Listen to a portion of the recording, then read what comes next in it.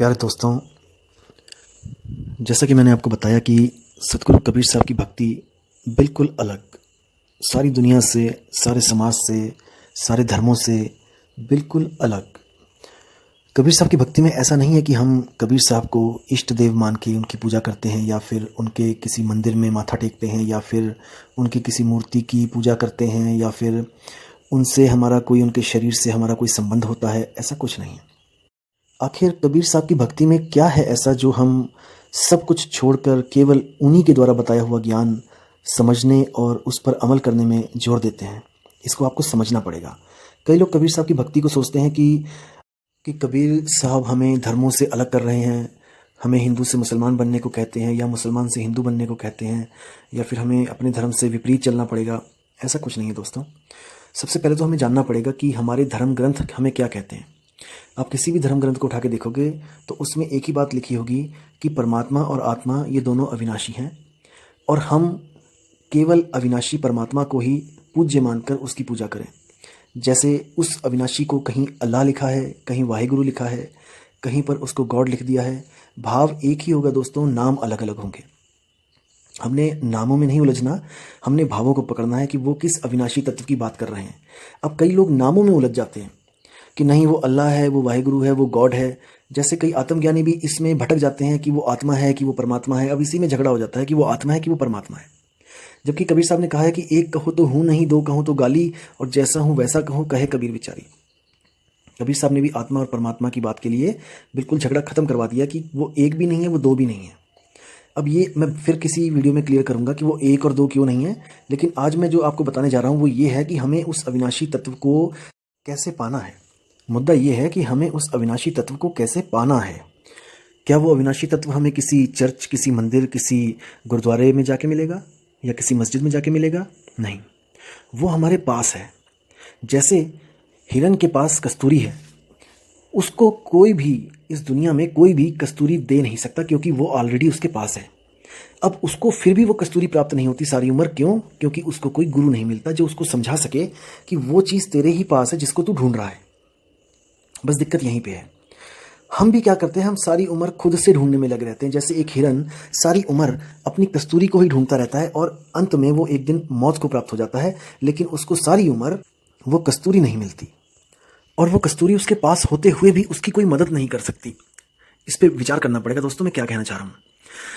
जैसे आपको पता है कि हर संत कहते हैं कि परमात्मा हमारे पास है, आत्मा हमारे पास है। दोस्तों वो हमारे पास है, लेकिन वो हमारे पास होती हुई भी हमारी मदद नहीं कर सकती, वरना आज तक वो सबको मिल गई होती। आपने विचार करना है। आत्मा भी हमारे पास है, परमात्मा भी हमारे पास है, लेकिन फिर भी हम युगों युगों से भटक रहे हैं। कारण क्या है? हमें कोई ऐसा सदगुरु नहीं मिल रहा है जो हमें उस आत्मा का, उस परमात्मा का लखाव करा दे, जो उसको लखा दे।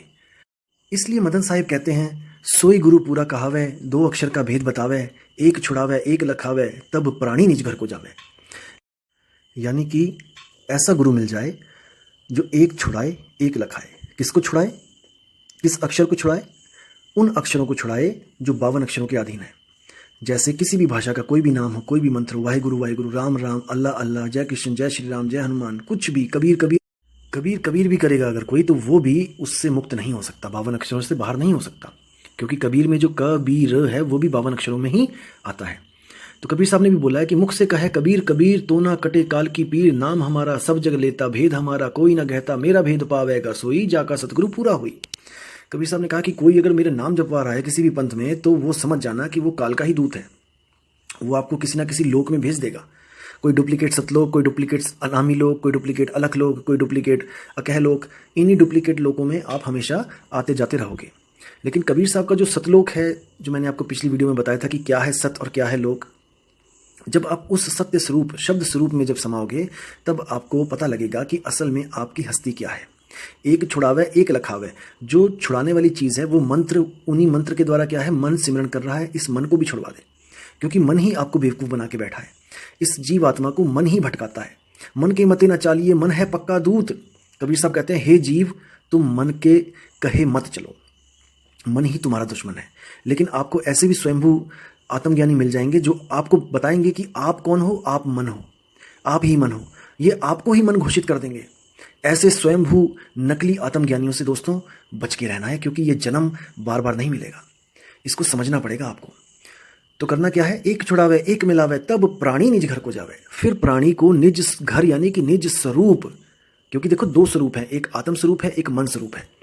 मन स्वरूप को छुड़वा दे और आत्म स्वरूप का लखाव करा दे, तो आपकी सुरती जो मन में अटकी पड़ी है, जो मन और तन में उलझी पड़ी है, जिस मन ने आपकी सुरती को उलझा रखा है, वो कहाँ जाएगी?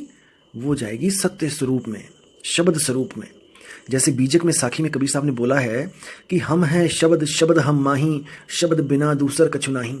यानी कि हम शब्द स्वरूप हैं और 52 अक्षर हमारे ही स्वरूप से पैदा होते हैं। वो शब्द 52 शब्द भी हमारी आत्मा के अंदर से ही निकलते हैं, आत्मा के द्वारा ही प्रकट होते हैं। तो कहते हैं हम हैं शब्द, शब्द हम माही। ऐसे जैसे वो शब्द हैं ऐसे ही हम भी शब्द हैं। तो साहिब कहते हैं शब्द हमारा तू शब्द का, सुन मत जा सरक, जो चाहे निज रूप को तो शब्द ही ले परख। बीजक में साखी है। कबीर साहब कहते हैं मुझ में और तुझ में कोई भेद नहीं है, कोई अंतर नहीं है। मैं भी शब्द स्वरूप हूँ, तू भी शब्द स्वरूप है। बस मैं अपने आप को जानता हूँ और तू अपने स्वरूप को भूल चुका है, इसलिए तू एक जीवात्मा कहलाता है और मैं सत्य पुरुष कहलाता हूँ, परम पुरुष कहलाता हूँ, आदि पुरुष कहलाता हूँ, ज्ञानी पुरुष कहलाता हूँ। बस यही फर्क है और ऐसा कुछ नहीं है कि कबीर साहब में कोई रिद्धियाँ सिद्धियाँ कोई ऐसे भंडार भरे हैं। अरे आपकी आत्मा में भी बहुत से भंडार हैं। आपकी आत्मा में इतनी ताकत है कि इन लाशों को चला रही है। क्या आप में कम रिद्धि सिद्धि है क्या? एक लाश जो मिट्टी का शरीर है वो लाश ही है। जब तक आपकी आत्मा उस लाश से अटैच है, देखो कैसे वो चल रहा है, फिर रहा है, खा रहा है, पी रहा है। इतनी ताकत है आपकी आत्मा में। और जैसे ही आत्मा अलग होती है वैसे ही वो मिट्टी का शरीर निर्जीव होके गिर पड़ता है। सोचो कितनी ताकत है आपकी आत्मा में कि वो एक मुर्दे को जीवित कर सकती है। इससे बड़ी तो सिद्धि कोई नहीं हो सकती ना, मुर्दे को जीवित कर देना। तो आपकी ही आत्मा में ये गुण है, आपकी ही आत्मा में ये शक्ति है, लेकिन हम सब इसको भूल चुके हैं। तो कबीर साहब कहते हैं हंसा तू तो सबल था, हल्की तेरी चाल, रंग कुरंगी पड़ गया, ताते हुआ बुरा हाल। मतलब हे जीवात्मा, तू इतना सबल था, तू इतना परिपूर्ण था कि तुझे किसी चीज का भय नहीं था। तू जन्म मरण के चक्रों से परे था। तू 5 तत्व 3 गुण 25 प्रकृतियों से परे था। तू मन माया से परे था। तू शुद्ध रूप चैतन्य था। लेकिन भूलवश तूने जो एक गलती करी, उस गलती को तू आज तक सुधार नहीं पाया। अगर तू खुद सुधार सकता होता तो अब तक तो कब का सुधार लिया होता। लेकिन आज भी तू यहीं भटक रहा है इसी दुनिया में। इसका मतलब युगों युगों से तू गलतियां करता आ रहा है और तू आज तक उस सही ठिकाने नहीं पहुंच पाया है। ये प्रमाण है, ये प्रमाण है कि हम लोग आज यहां भटक रहे हैं। यही प्रमाण है कि हम लोग आज भी फंसे हुए हैं और ऐसा ही समय आने वाले जन्मों में भी आएगा। हम ऐसे ही बैठे होंगे और ऐसे ही विचार कर रहे होंगे कि हम कैसे निकलें। अब याद रखो दोस्तों कि अनंत युगों तक अगर उस आत्मा ने हम पे कृपा नहीं करी तो अब कैसे कर सकता है? अनंत युगों तक अगर उस परमात्मा ने हम पे कृपा नहीं करी तो अब कैसे कर सकता है? अभी भी नहीं करेगा और वो कभी भी नहीं करेगा जब तक हमने एक भेदी सतगुरु की शरण ना ली तो। क्योंकि कबीर साहब की वाणी और सब संतों की वाणी यही कहती है, गुरु बिन ज्ञान ना उपजे, गुरु बिन मिले ना मोक्ष, गुरु बिन लखे ना सत्य को, गुरु बिन कटे ना दोष।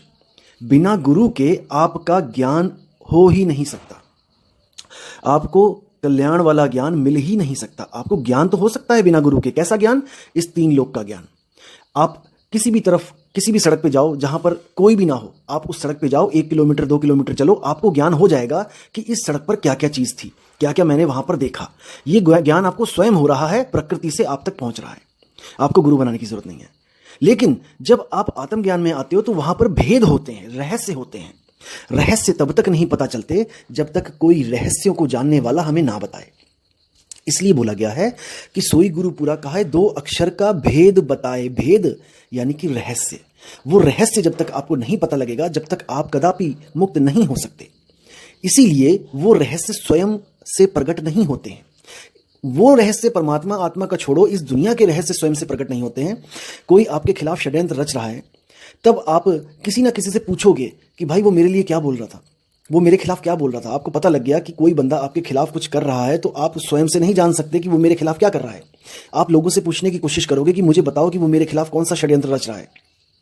तो जब हमें 3 लोक का ज्ञान अपने से नहीं हो सकता तो वो परमपिता आत्मज्ञान वो कैसे हो सकता है बिना गुरु के, बिना भेदी के। तो इसलिए दोस्तों विचार करना है, बिना गुरु के मुक्ति नहीं मिलती है। लेकिन अगर आपको गुरु गलत मिल जाए तो इसमें सतगुरु का कोई दोष नहीं। क्योंकि कबीर साहब हमेशा कहते हैं कि ऐसे ही किसी भी गुरु के पीछे नहीं लगना चाहिए, हमें उसकी परख कर लेनी चाहिए। गुरु करो जान के, पानी पियो छान के। गुरु बिना जाने नहीं करना चाहिए, उसकी तह तक जाओ, उसके सारे ज्ञान को समझो और जब लगे कि वो परिपूर्ण है तब उसकी शरण में जाना चाहिए। गुरु करो जान के, पानी पियो छान के। पानी छानने को क्यों बोला गया है? क्योंकि पुराने समय में क्या था कि जब हम पानी पीते थे किसी कुएं से, किसी नदी से, किसी पोखर से, तो उसमें छोटे छोटे जीव आ जाते थे और उन जीवों को हम सीधे पानी के द्वारा शरीर में प्रवेश करवा देते थे। उससे बीमारियां होती थी और जीव हत्या भी लग जाती थी। तो कबीर साहब ने बोला कि पानी पियो छान के, बिना छाने पानी नहीं पीना है, क्योंकि सूक्ष्म सूक्ष्म जीव वो मर भी जाते हैं और वो हमारे शरीर का नुकसान भी करते हैं। लेकिन आज बिल्कुल उलट हो चुका है। आज क्या है कि गुरु करो छान के और पानी पियो जान के। मतलब कि बिना गुरु को छाने, यानी कि 100 गुरु 1000 गुरुओं को छानो कि उनमें ज्ञान क्या है, क्या बता रहे हैं, कैसे मुक्ति मिलेगी। और पानी पियो जान के का मतलब यह है कि आज टंकी का पानी हो, चाहे किसी आरओ का पानी हो, चाहे किसी बाल्टी का पानी हो, चाहे बाथरूम में जो पानी पड़ा है वो हो, किसी में भी आपको कीड़े नहीं दिखाई देंगे।